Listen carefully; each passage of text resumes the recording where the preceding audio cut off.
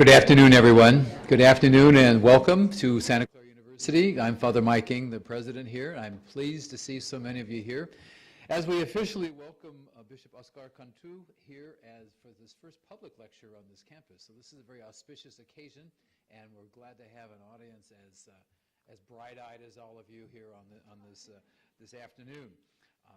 Santa Clara, as a university, traces its academic roots back to 1851, but the origin of the campus goes back to the original mission of 1777.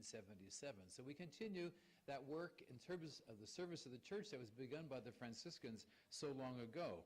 So we, as an institution, predate the Diocese of San Jose, but the close relationship between the local church and Santa Clara is something that's been long a hallmark of our collaboration.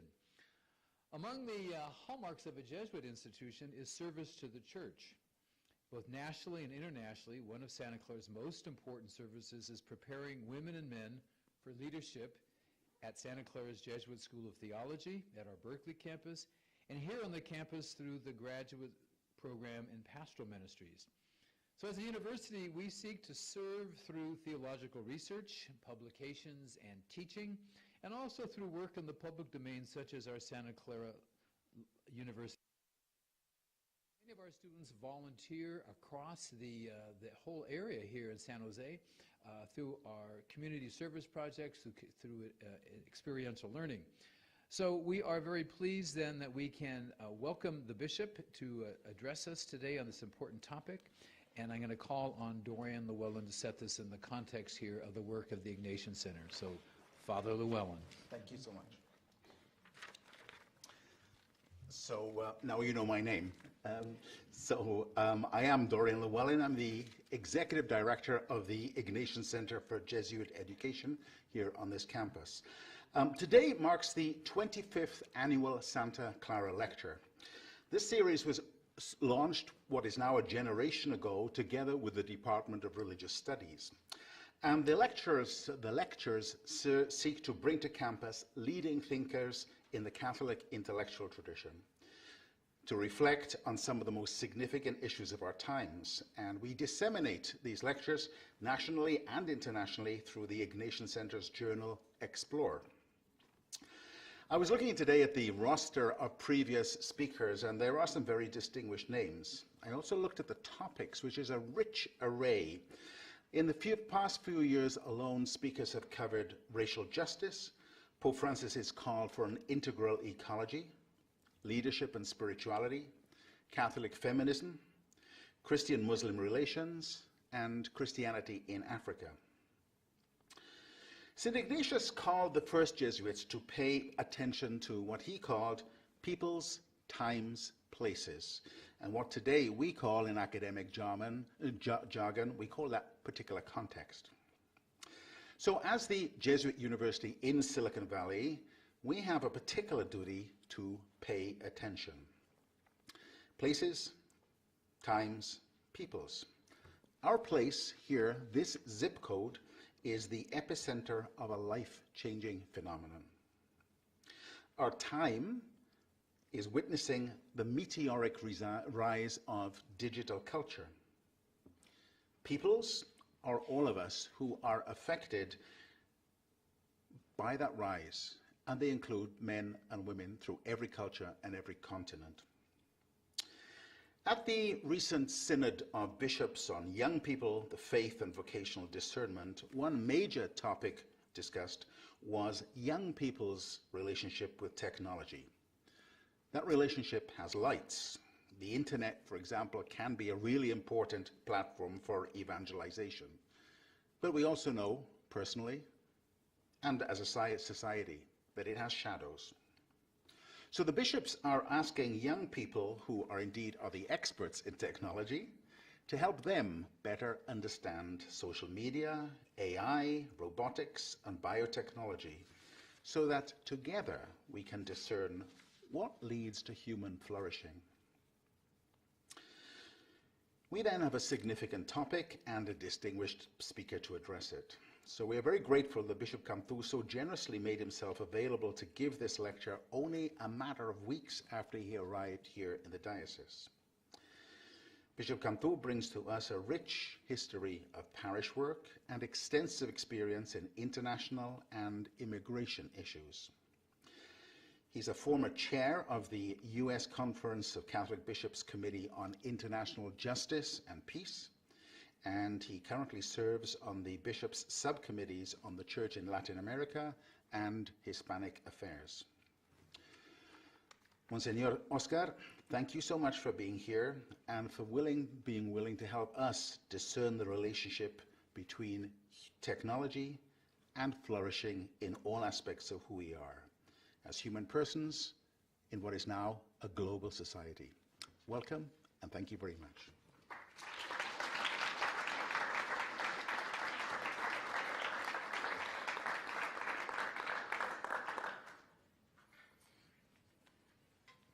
I assume we're recording. Is it okay if I walk around? We're good. Thank you. A little better at that. I was at a ceremony last Sunday, and it was a beautiful, beautiful liturgy, multicultural and fantastic choir that sang in Tagalog and Vietnamese and Spanish and English. And for the psalm, there was a little 8-year-old girl, Vietnamese girl, who got up, and she had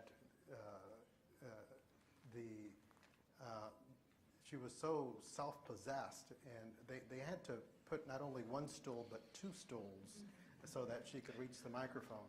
So I didn't see any stools back there. So so the topic that I'm going to, or that we're going to discuss is, I gave it the title, kind of one of those trying to do something catchy, Mastering Technology, a play on Genesis, where God tells humanity, tells the first human beings that they are to be the masters of the rest of creation,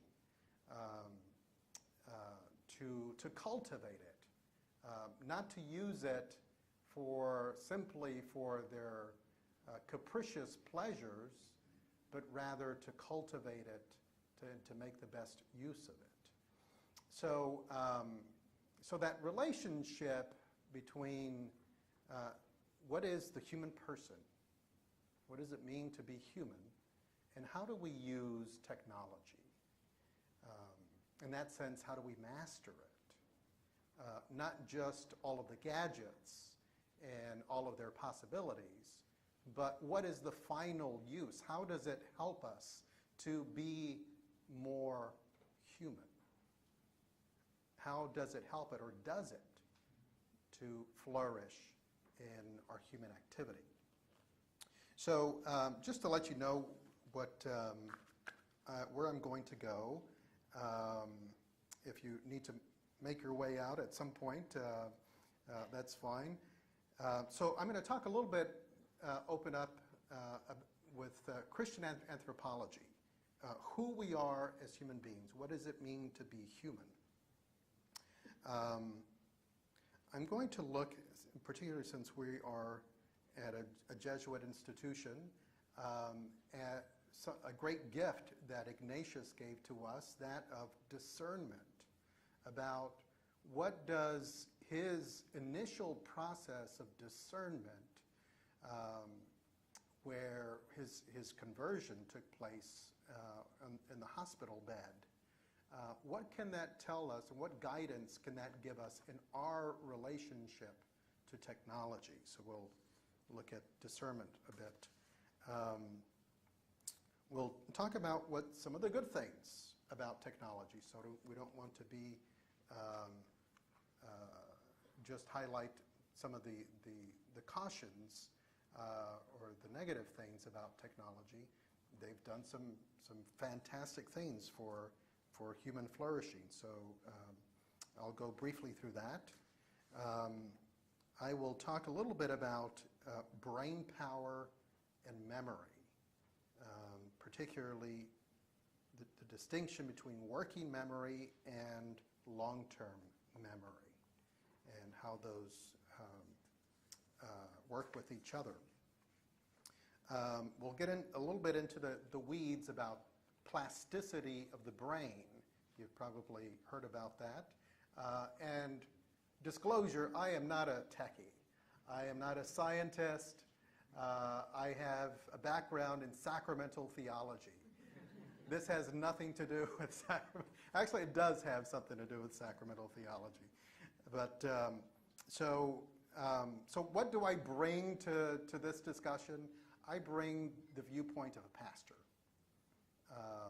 and hopefully some wisdom, hopefully some prudence, one who carries a device in my pocket, one who leaves another device in Washington, where I was there 2 days ago, with my notes in it, unfortunately, and one that recreates the notes early in the morning.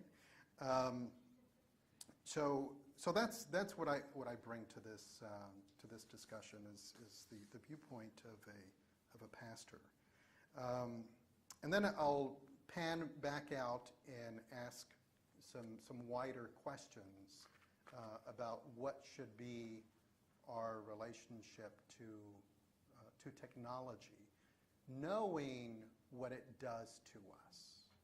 And so we'll get into a few of those weeds, not all of them. What it does to, which I think is absolutely fascinating, what it does to the brain, what it does to how we think. And hopefully we can have a fruitful discussion. So if I go beyond my time, just throw a book at me and I'm good. All right. Tilling the soil and keeping the garden, a reference to the book of Genesis. God blessed them, and God said to them, "Be fertile and multiply, fill the earth and subdue it. Have dominion over the fish of the sea, the birds of the air, and all the living things that crawl on the earth." The Lord God then took the man and settled him in the Garden of Eden to cultivate and care for it. To cultivate and care for it. That, by the way, was the first command. To care for the earth, to cultivate and to care for it. So it only took 2,000 years for Laudato Si to come out and make reference to that very first command, to cultivate the garden that God gave us to use. So it establishes a relationship of humanity to the rest of creation. I didn't go through the entire chapter, the first chapter of Genesis, but you will remember day after day, successively, God creates the world. And from the inanimate things to the animate, and finally to humanity. So the pinnacle of creation. And so God clearly tells them, you are to be the master of this, of the rest of creation, to care for it and to cultivate it. So it's not simply a capricious use of whatever was there for our pleasure, but certainly somewhat of a hierarchical relationship. Just a story. When I was in seminary, one of my best friends in seminary, we had one of those moments where we kind of share important things with each other. And I was telling him a story of a relationship with another seminarian and friendship. And just some observations, a year or two away from that friendship, was that I appreciated the friendship, the different personality. He was fun, gregarious. But after a while, I realized that I was being used. That I was, in some ways, whether because I was Hispanic, because I was of a different background than his, I was kind of a card in his pocket to show around. And, you know, be that as it may, I got to the moment where I felt used, where I was not being appreciated as a person, as a friend. And that's fine. We learn from those experiences. I'm sure we've all had those kinds of interactions with acquaintances, whether in business or pleasure. So anyway, this the friend to whom I was expressing this story had a background in philosophy, and particularly in Aristotelian philosophy. So I used a term that I knew he would understand. I said he saw me as a useful friend. Aristotle, in his Nicomachean Ethics, makes reference to friendship, how important friendship is for human flourishing. It's essential. It's not simply something we do on the side. It's something essential to being human. And Aristotle distinguishes three kinds of friendship: a friendship of pleasure, friendships that are useful, and then true friendship that's based on virtue, that's based on goodness, where it's the virtue that brings us together. And so anyway, I kind of went through this entire story, and I repeated that term a few times that I was useful to him. And this friend was quite good. He didn't interrupt. He was listening the entire time. And finally, when I was done, he says, and we were ready to finish up. He says, Oscar, he says, thank you for sharing that, and I just want you to know that you are the most useless friend I have ever had in my life. So, as only he could do, he's now a bishop in another state.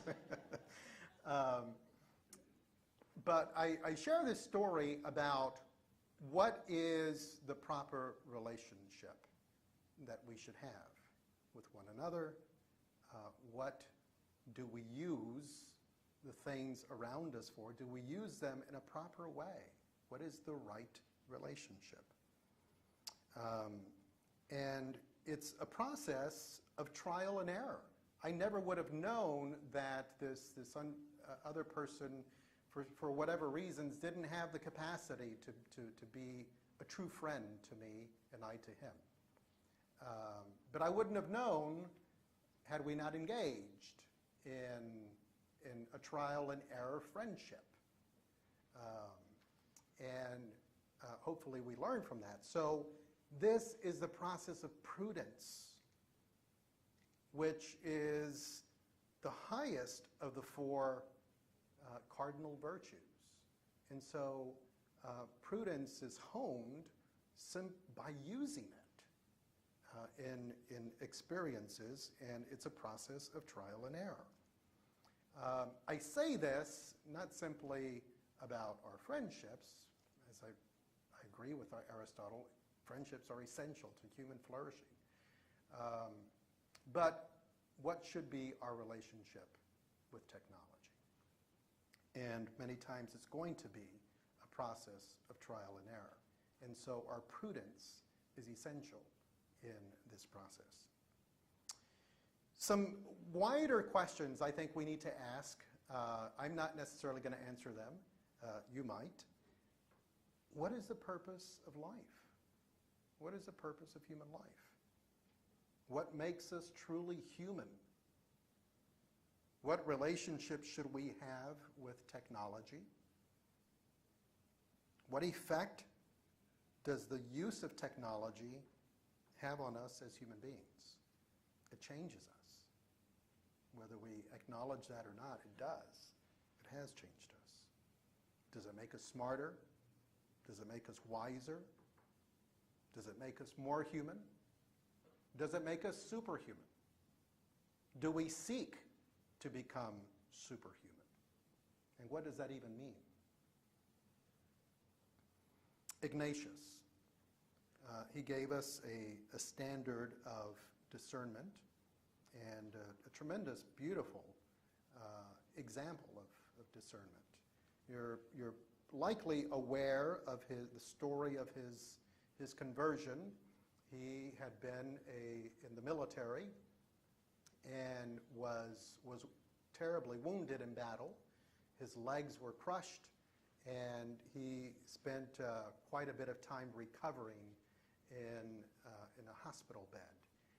The hospitals at those times were all run by religious, and so he got bored, laid up in his bed, and there was no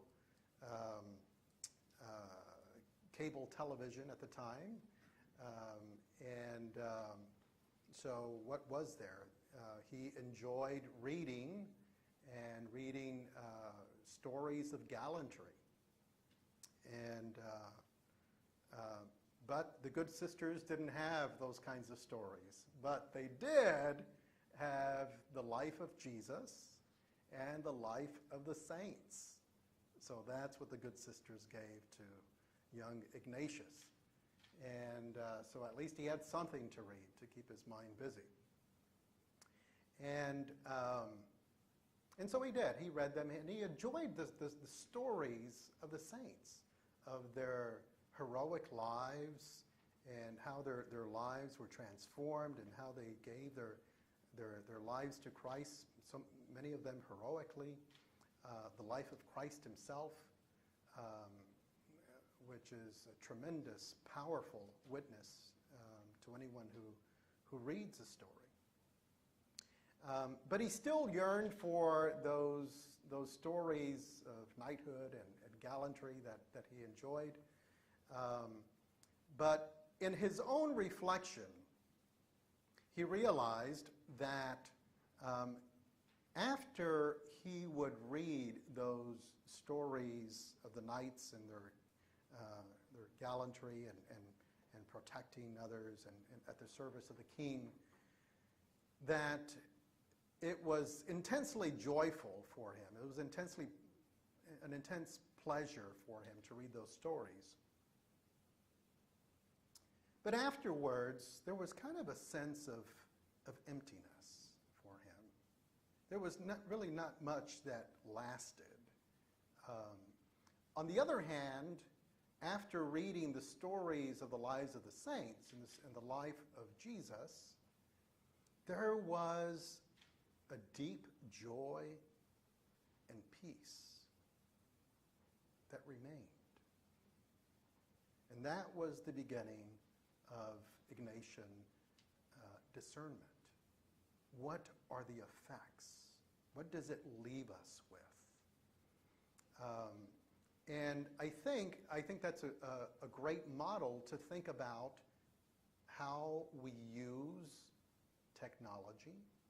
What does it leave us with? It's, in many ways, it can give immediate and some intense pleasure. I enjoy playing one of the card games before I go to bed at night. And it has all the bells and the whistles, literally. And it keeps my mind busy. It gets my mind off of some other things that I want to get my mind off of from during the day. So maybe I can sleep at night. And but it doesn't help human flourishing. It doesn't accent the meaning of my life. It's a distraction. It's a momentary distraction. Now, when I call my mother on my cell phone once a week, that is for human flourishing. And so technology can bring us human flourishing. So how do we use it? In what ways? What effects does it have on us? So I think that we're going to have to use some of that Ignatian discernment in our evaluating the relationship that we have with technology. Now, the good things in technology, I just mentioned one.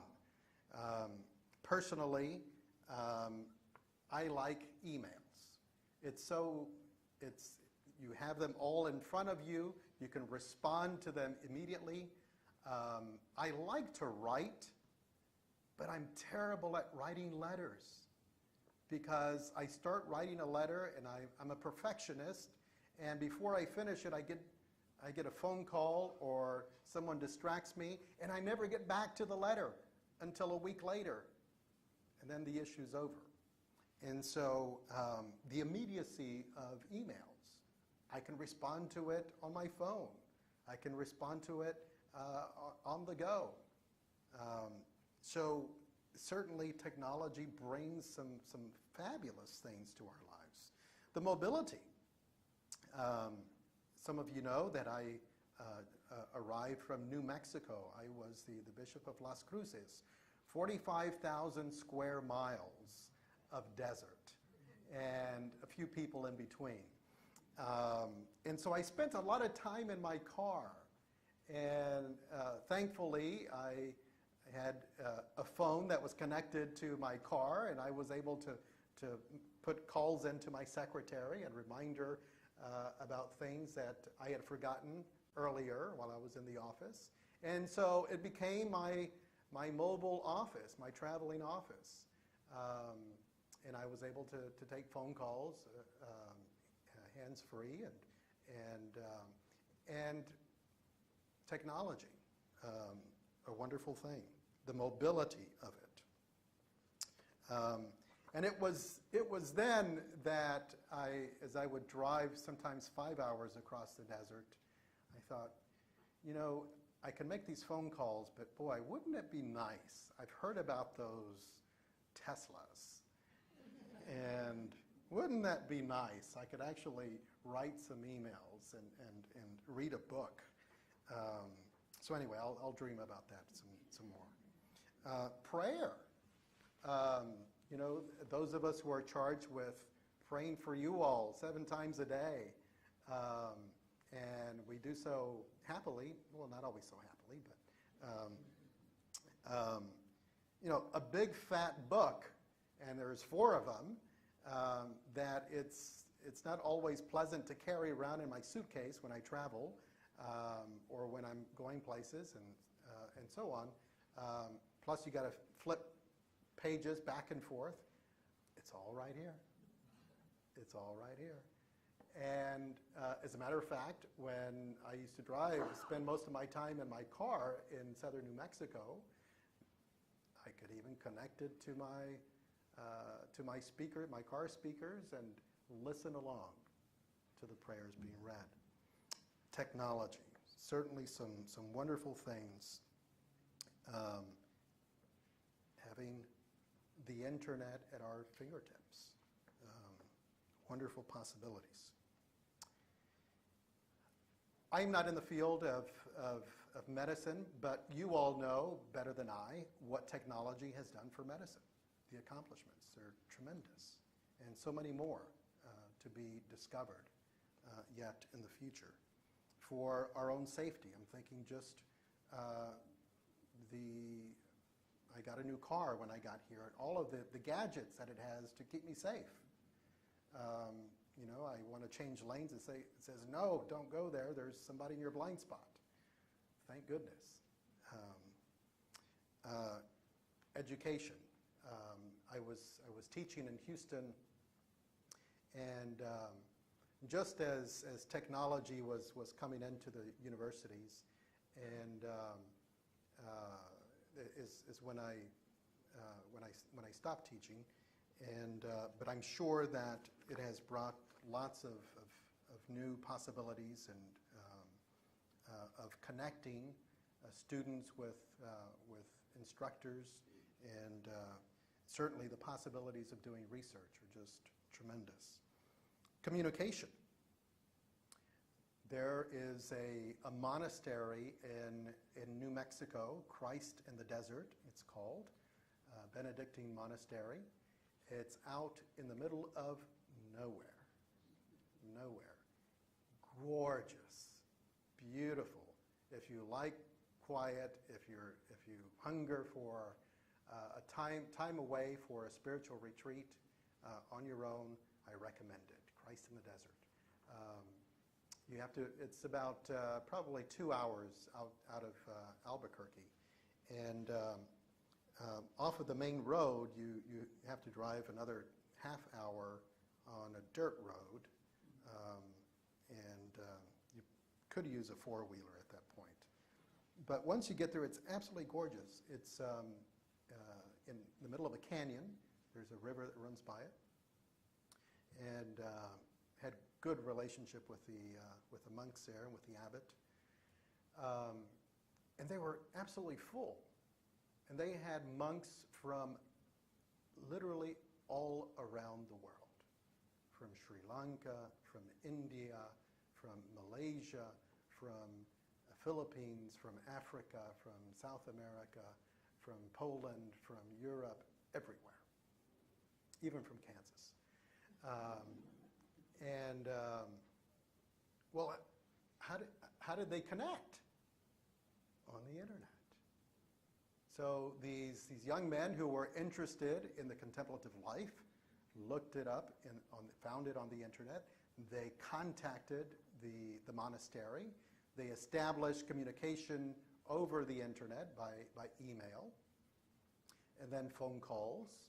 And eventually, whenever it was appropriate, the vocation director would travel to the candidate's home to visit, to see what was the context from which this candidate was coming, to meet the family, to have establish some relationship, and it was important for them to know the context from which the candidate was coming, and eventually, when it was appropriate, would invite them to come visit the monastery and eventually to join the monastery.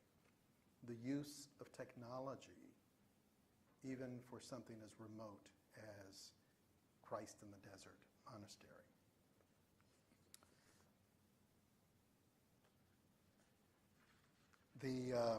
The first bishop of New Mexico was a Frenchman, Jean-Baptiste Lemay. 1850 was when he was appointed. He didn't arrive in Santa Fe until 1851. It took him a while to get there. Before then, before 1848, that's when New Mexico became part of the United States.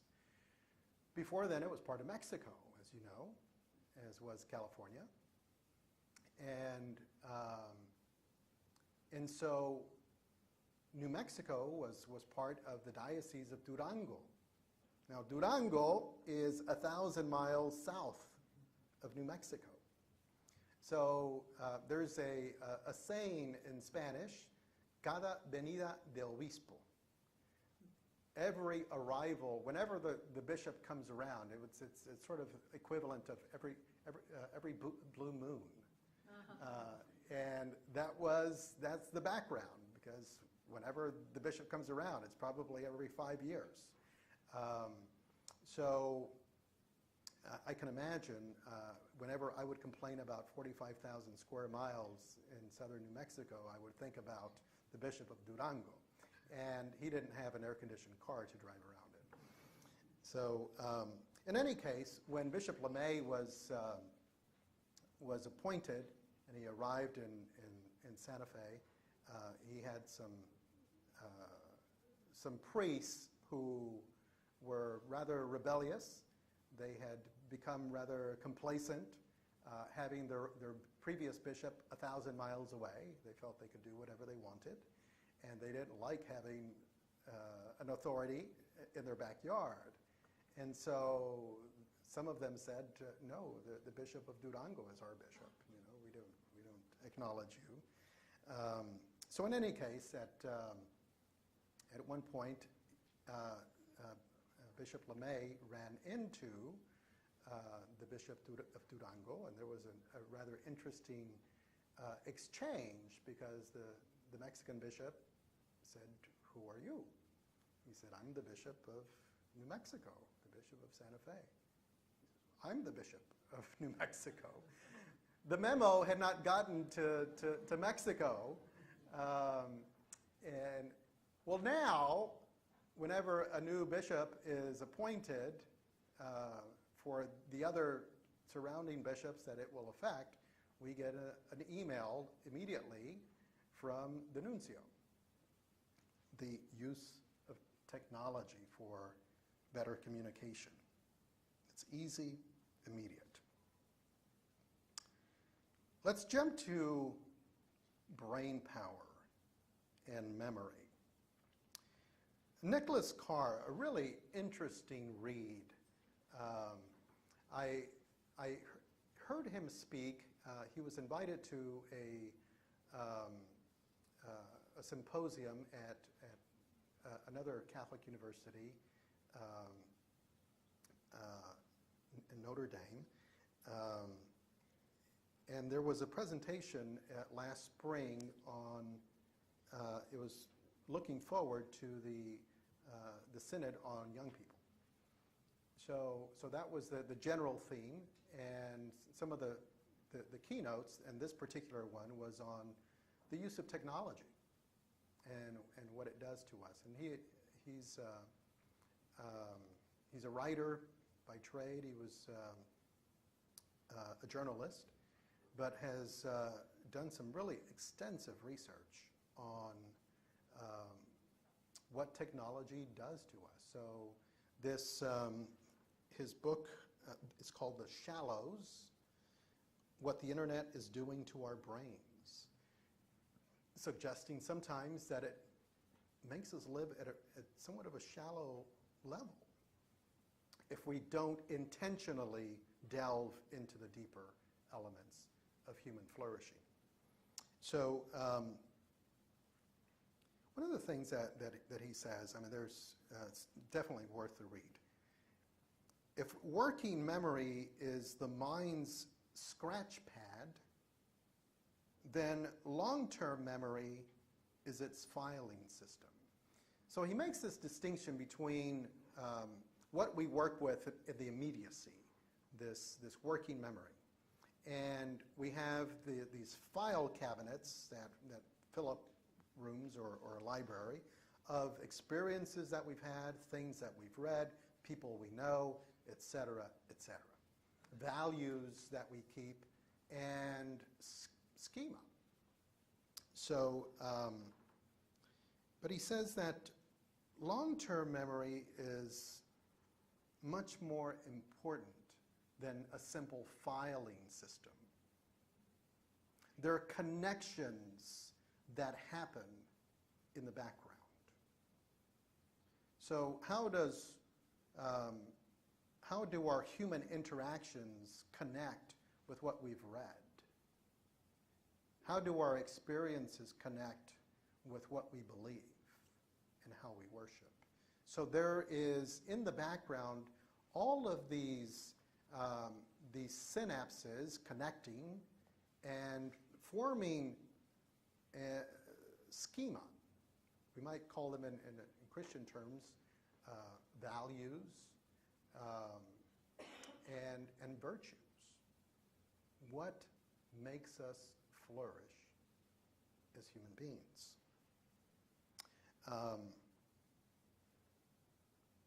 And so it's important. Sometimes when I need to do this when making an important decision, sometimes, or a complex decision, I simply need to get away from the immediacy of whatever the situation is.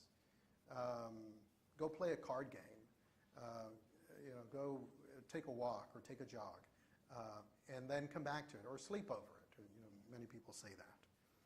Because there's something that happens in that process, is that you allow the background information to engage the immediacy of the working memory. And the values that are stored in those files to play upon the immediacy of the issue. So,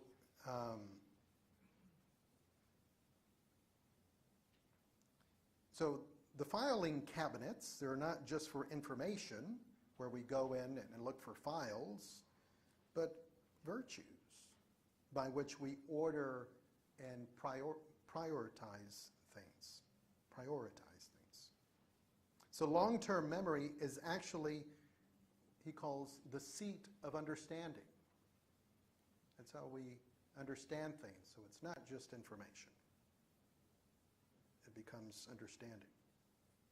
So it stores not just facts, but complex concepts or schemas. By organizing scattered bits of information into patterns of knowledge, schemas give depth and richness to our thinking. Working memory, on the other hand,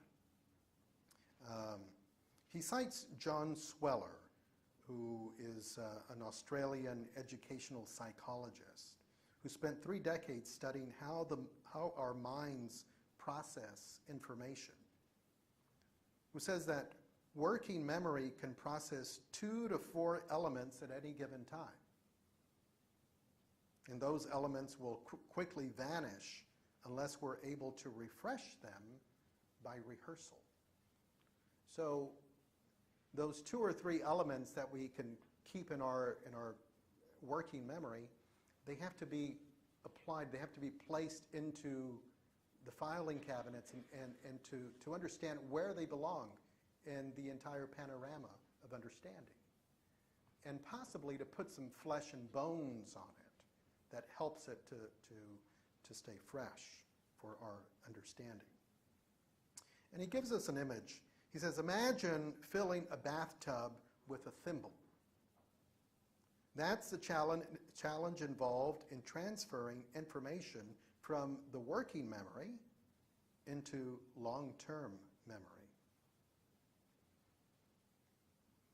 When we read a book, the information faucet provides a steady drip, which we can control by the pace of our reading. Through our single-minded concentration on the text, we can transfer all or most of the information, thimbleful by thimbleful, into long-term memory and forge rich associations essential to the creation of schemas, of understanding. So that's, he's providing a distinction between reading a book and reading things online. We've all read things online, and we've got pop-ups, we've got advertisements, we've got hyperlinks, and all of those things are calling for our attention. Do I click on it or not? And all of us at some point have clicked on it, and we fall into a rabbit hole that takes us to another rabbit hole, and there we go. Alice in Wonderland.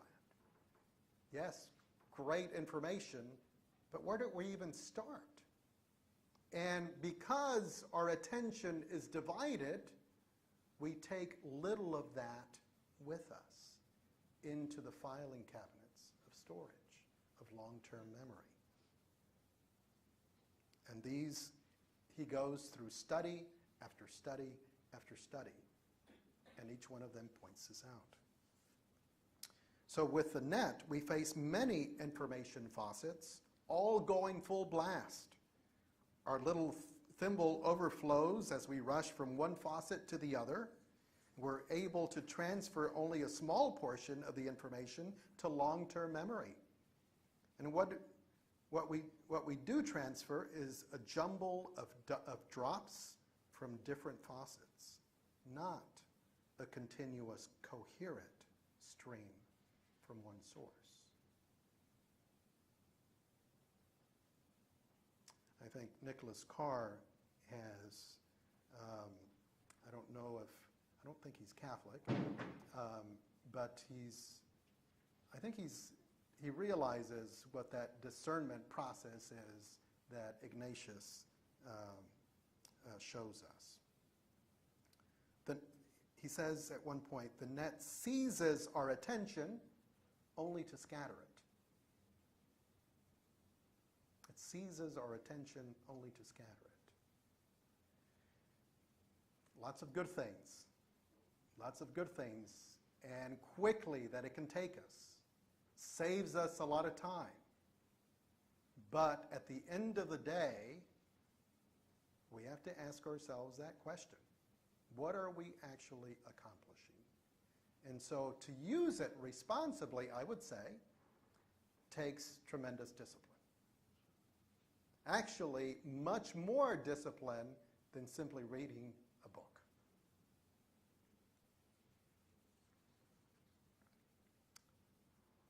I would say there's a case to be made here for the studying of humanities, especially for those in the tech industry.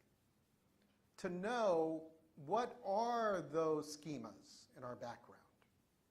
What's in those filing, to create a filing cabinet? What are those human values? What is it that makes us human? What should be in our background to help us have judgment in what we do in our activity? The Dutch psychologist Dijksterhuis heads up the unconscious lab at Radboud University. And he notes that we usually make better decisions, and I made reference to this earlier, his experiments reveal, if we shift our attention away from a difficult mental challenge for a time. So that's sometimes getting away from the immediacy of the situation. But he also says, but our unconscious thought does not engage the problem until we've consciously defined the problem.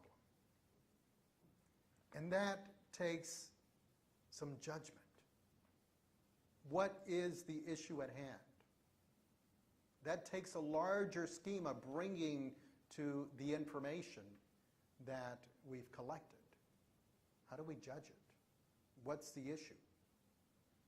And then once we define what the issue is, then we can go back to the filing cabinets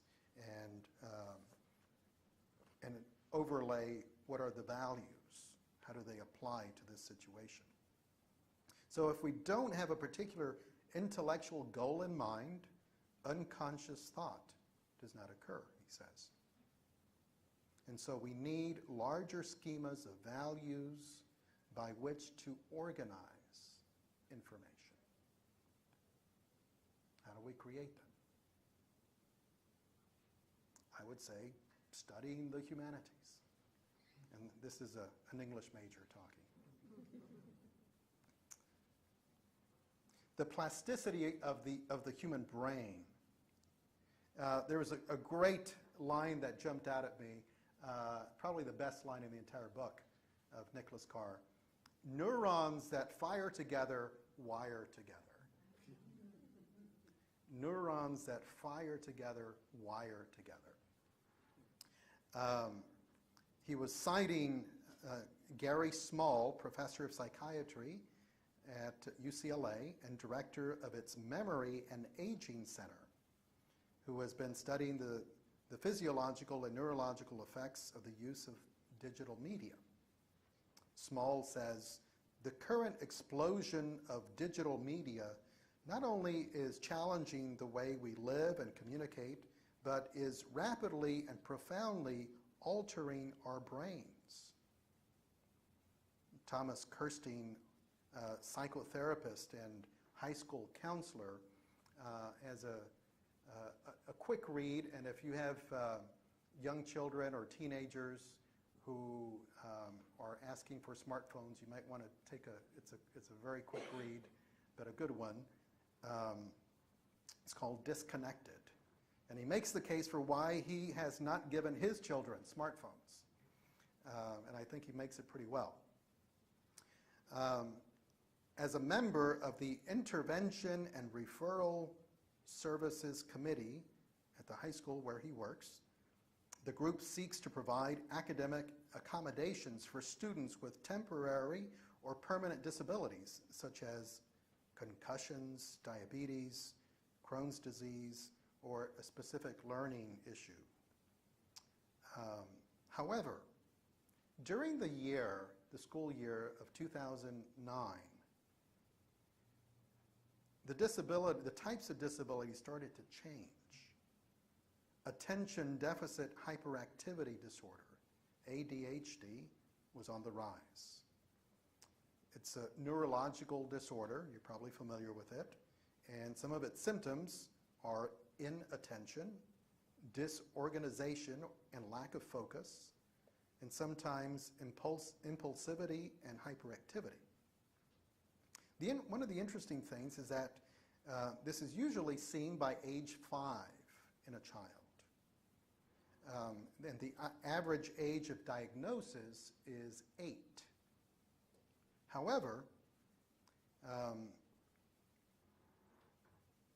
as of the writing of his book, he says now 14 and 15-year-olds were newly diagnosed with this disorder.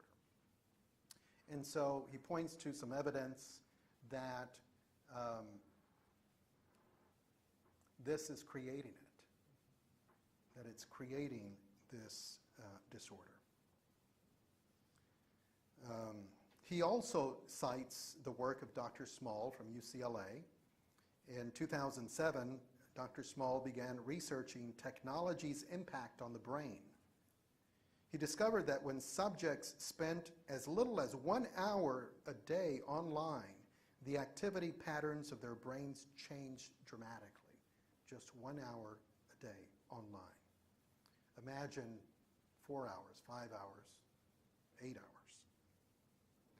With repeated stimuli, the neural circuits in the brain become excited, and if other neural circuits are neglected, they will be weakened. Thus, the brain is malleable.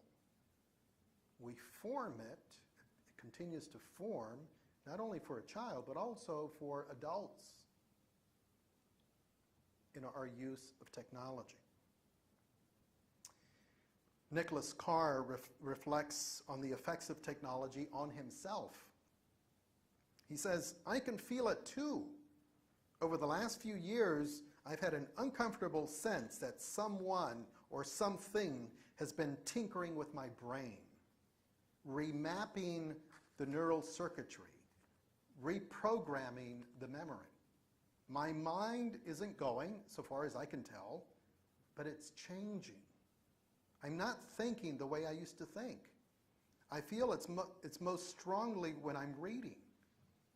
I used to find it easy to immerse myself in a book or a lengthy article. My mind would get caught up in the twists of the narrative or the turns of the argument, and I'd spend hours strolling through the long stretches of prose. That's rarely the case anymore. Now my concentration starts to drift after a page or two. I get fidgety, lose the thread, looking for something else to do. I feel like I'm always dragging my wayward brain back to the text. The deep reading that used to come so naturally has become a struggle." Carr cites Heather Priggle, a writer with Archaeology magazine, who says, "Google is an astonishing boon to humanity, gathering up and concentrating information and ideas that were once scattered so broadly around the world that hardly anyone could profit from. However," Carr says, "this boon has a price. He cites several other professional writers and researchers who express the same difficulty as he. Scott Karp, who used to work for a magazine and now writes a blog about online media, he confesses that he no longer reads books. He claims, "I was a lit major in college and used to be a voracious reader. What happened?" He speculates himself on what the answer might be.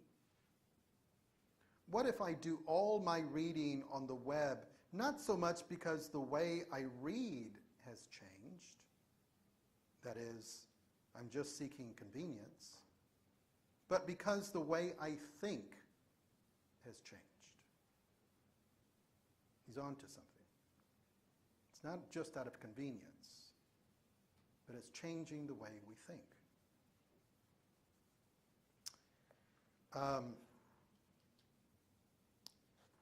A few weeds there we can pan out as my time is coming to a close. In the 80s and 90s, there was a crisis of the fast food industry. We all fell in love with McDonald's and other places, and it was convenient. Soccer moms loved it because you can drive through and feed the kids, and you didn't have to cook, and it was easy and convenient and cheap. And then came diabetes, and then came other health issues, the overweight syndrome, and so on. I wonder if we're going through that same phase, but this time with technology and information. It's quick, it's drive-through, it's convenient, it's cheap, but what is it doing to our bodies? What is it doing to our brains? What is it doing to our souls? Question.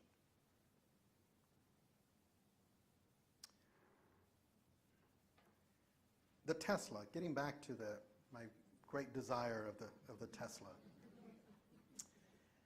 You know, I was thinking about this a little bit. I think we can let the machine drive us as long as we set the coordinates. We have to know where we're going, where we want to get. We can use technology for the rest. But I think there's also something else that we have to do along the way. That we have to stop on the side of the road, pull off to the bluff, have a picnic, watch the sunset, smell the flowers. And then before we get back into the car, to acknowledge that it's a machine. That it's a machine that has a purpose, that transports us as long as it doesn't drive us. I think that exercise of intentionally stopping and getting out helps us to remind us of who we are, of our humanity. You all know the story of Martha and Mary. And it's okay to serve and to be busy like Martha. But I would say the more we do so, the more we need contemplation. The more intentionally we need to be Mary. Time for deep thinking, for strengthening human relationships, and for being reminded of our deep values as human beings. So that we're the ones who drive the car, and it's the car who transports us. Thank you.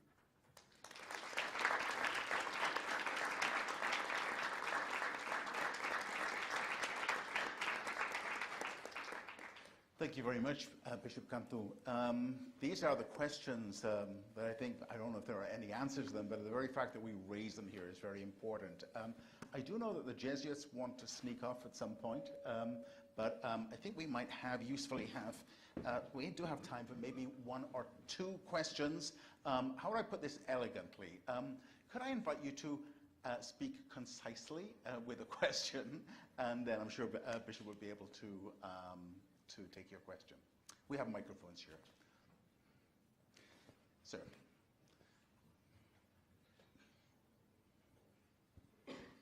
Thank you very much, Your Excellency. I particularly liked your words about memory and long-term memory. I was wondering if you could maybe say a few words about connection between technology and liturgy. Particularly, your words on memory made me think of that because of the liturgy's role as the long-term memory of the church. So I was wondering if you could just say a few words about to what extent technology should or shouldn't factor into liturgy. Yeah, that's a good question, and I'm afraid that some of my biases may come out. And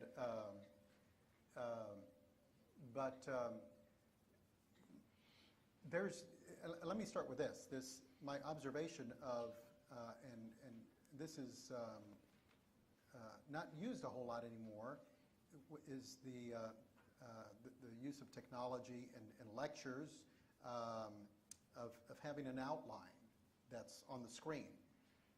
I personally never found those helpful because I couldn't listen and read the screen at the same time. I could do one or the other fairly well, but trying to do both, I did neither of them well. And so I many times walked away with just a bit of a headache. Sometimes, so the question is, does our liturgy do that? There are already signs and symbols in the history of our liturgy that engage the senses. Incense, color, singing, signs and symbols, and so on. So our sight, our sound, and so on. So I think that we have to concentrate on and emphasize those deep symbols that we have and do some catechesis around them, rather than ignoring them and going to what is sort of more the fast food of liturgical symbology. Thank you, Bishop. Do we have another question?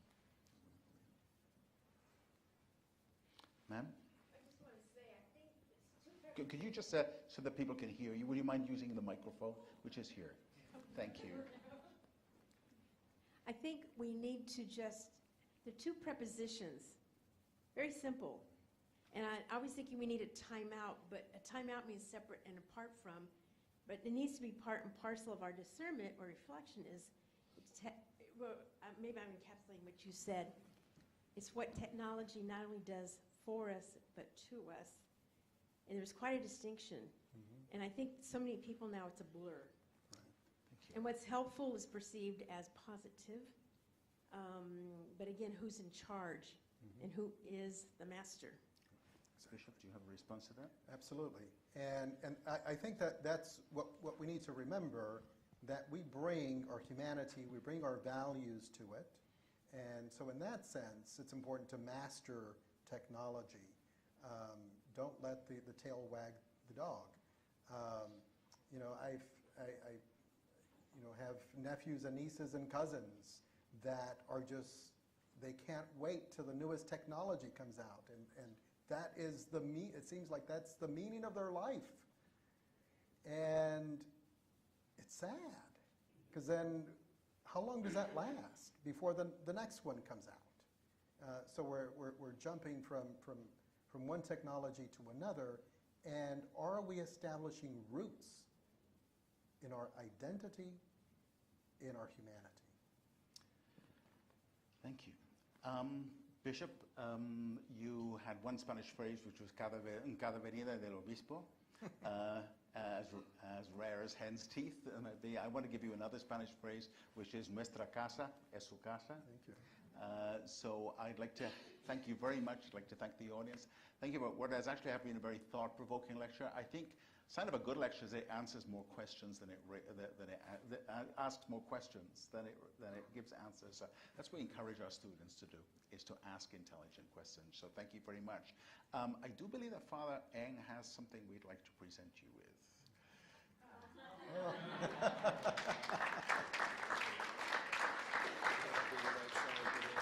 All right. Oh, beautiful. Thank you. So could I ask you to join me once again in thanking Bishop Cantú for joining us this afternoon.